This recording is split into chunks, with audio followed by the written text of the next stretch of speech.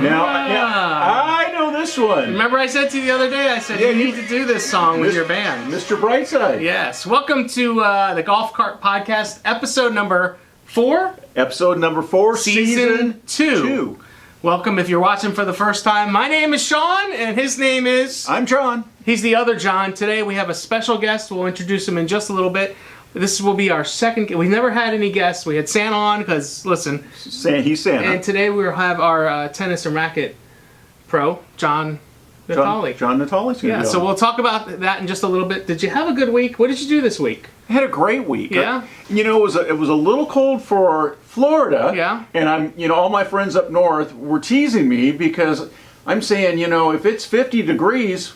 I'm freezing. And they were laughing at me. They were like, they were calling me a wimp. We had guys playing golf last week, and it was 50, a little bit of windy. It wasn't bad. We had one day that it was really cold. And really cold, I mean, it was like 51 or something like that, right? By the middle of the day. That's cold. That's cold for us Floridians. But I had a pretty good week. Thanks for asking, by the way. I went to a wedding in St. Augustine. Oh. And I know we always talk about, hey, listen, the great thing about living here at Harbor Hills so close to everything. So close to everything. So we took a little drive over on Saturday night. You ever been to downtown St. Augustine? Oh, yeah. On King Street there? Mm-hmm. Highly recommended. If you've never been there before, I would definitely do that.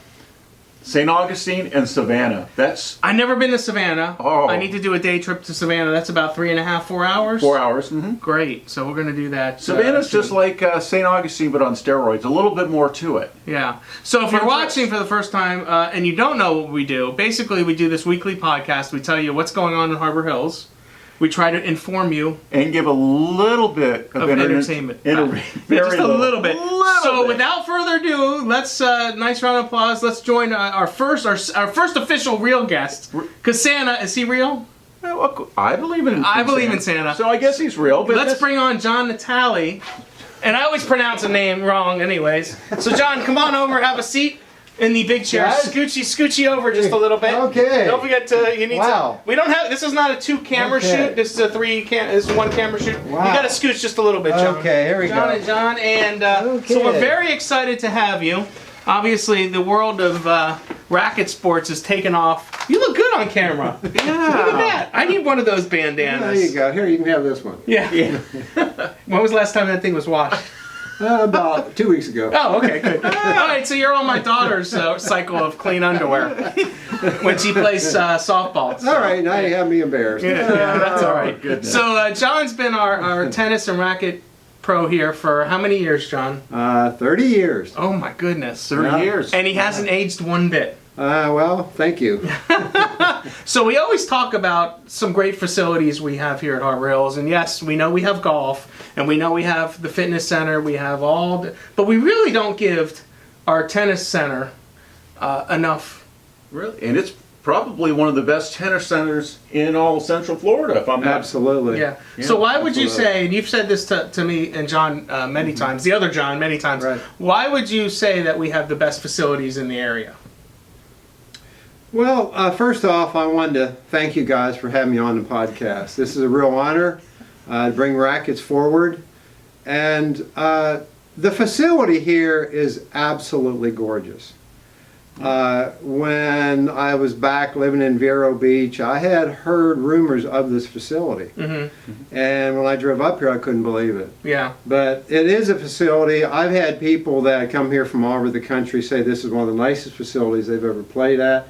And I've had some international players say the same thing. So what is the one thing that makes, just the one thing that makes our facility nicer than I would say the one thing about our facility was the original developer, mm-hmm. He was a futurist. Those of you, you're not aware that Harbor Hills is like on a peninsula. Mm-hmm. Yeah. And it's one way back, one way out. Which we love, by the way. We do like the privacy of Harbor Hills. Absolutely, because when you play tennis here, it's so peaceful. All you hear is nature. And the courts are the hard, true surface. So you have the peace and tranquility of playing tennis back on the nicest surface going. Yeah. So that's what That's makes, the number one reason. That's the number one reason. I agree for with me. you because I say this all the time. I just had a conversation with a customer and they were like, "You're so far away." I'm like, "Yeah, that's the nice thing. We're 4 miles off the main highway. You don't hear a whole lot of noise." We walked up here, John and I, from the clubhouse. We saw hawks and birds, and it's really a special place, Harbor Hills, just for those reasons. And of course, you bring the A game with the tennis program. Let's talk about pickleball because pickleball obviously is the fastest growing sport. Yes, And it is. I do know that you've been playing short court and you have other stuff going on with tennis, but let's specifically talk about pickleball. And I brought, I guess, is this an official pickleball? Yes, it is. So what? Yes, it is. So what has attracted so many people to the game pickleball, as opposed to other racket sports? I think as far as being able to get in and to get started, I've given people 1 hour lesson and they're off running in pickleball. Yeah, we had a great crowd this morning. They play, how many times a week is pickleball?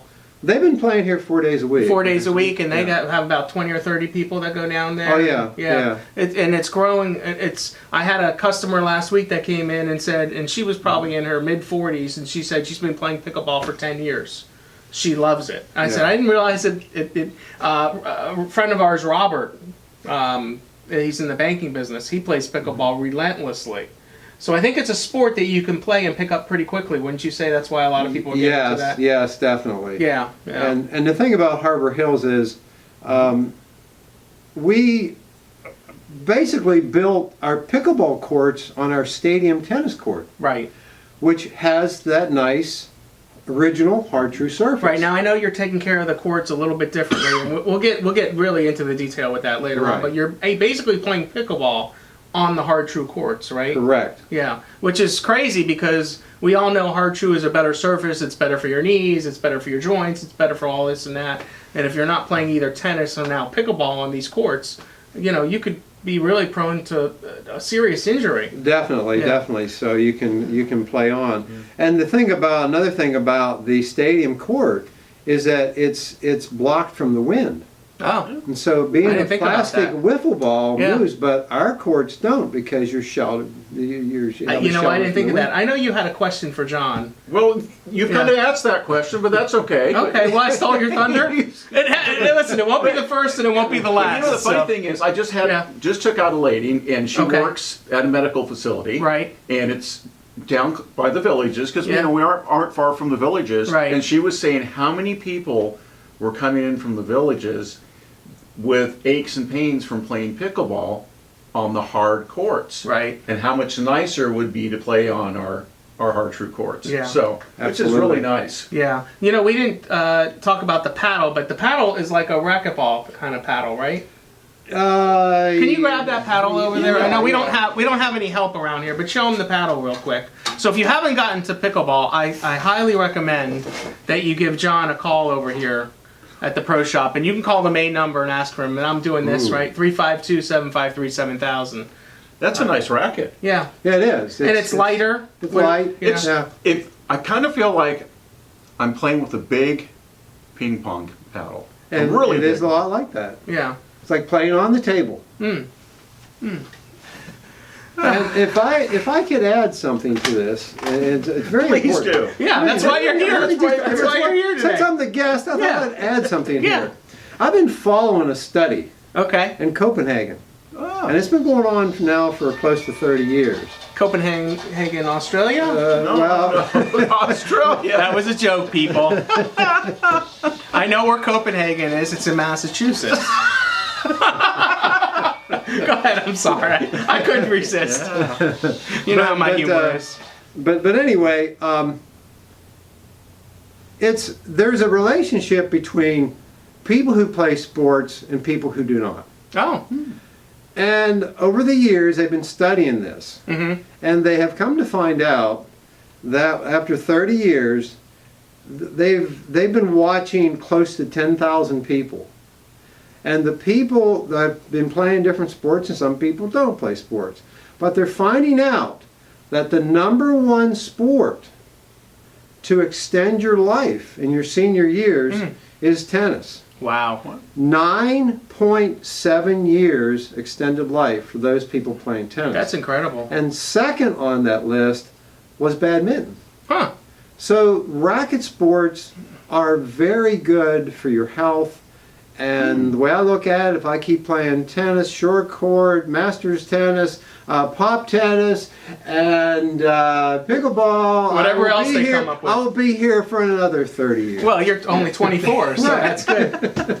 All right, so I got a couple rapid fire questions for you. So listen, we're all one big happy family here. We've all worked. John's worked here for a number of years. John to my right here has been here. My left, he's been here for. I've been here for 6. It's crazy, and we're really one big happy family. We're really fortunate. Every Monday we do a call. Everybody gets on the call. What's going on? What's happening? It's really nice. But really, these are questions that I never had a chance to ask John. Tennis John? Ask him? Oh, you Tennis ask him. John. Oh, I'm ask asking him. him. I never had. So All right. I have 3 rapid fire questions. Make sure they're not too personal. All right. No, they're not personal at all. All right. So I got 3 rapid fire questions. right. Are you ready? There you go. All right. So John, Tennis John. We call him Tennis John. You got to ring the bell to Yeah, answer. Tennis John. Do you prefer vanilla ice cream or chocolate ice cream? Chocolate. Okay. That was easy. If you had to change your first name, what would it be? Bjorn. Well, listen. Every time we go in, come on. from Copenhagen, right, in Right, Massachusetts. sure. All right. That's fine. And John, what was your first job? Ooh, let me think for a second. First job. First real job? I don't want to get into that. I get into that with my dad all the time. If you had a real job.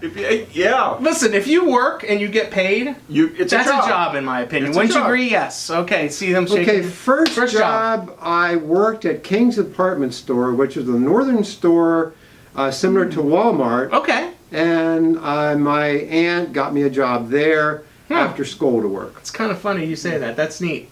That's really cool. Anyway, hey, thanks for watching episode number 4. Number 4, Season 2. John, thanks for being We here. appreciate it. Don't forget to watch all our videos. We got tons on our Facebook page, Walkthrough Wednesday, and all the other good stuff. We really appreciate you. Thanks for watching. We'll see you guys soon. Thanks, John, for coming Take in. care.